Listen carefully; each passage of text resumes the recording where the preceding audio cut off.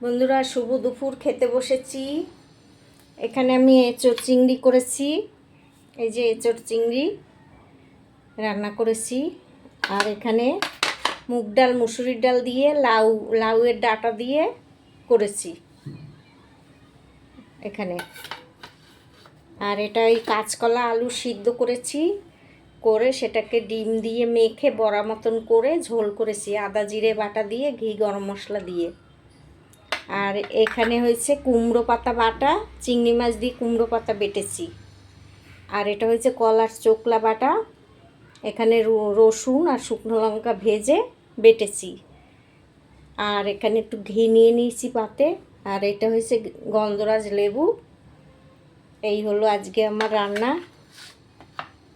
তা রান্নাগুলো কেমন হলো ভিডিওটা কমেন্ট করে জানাবে।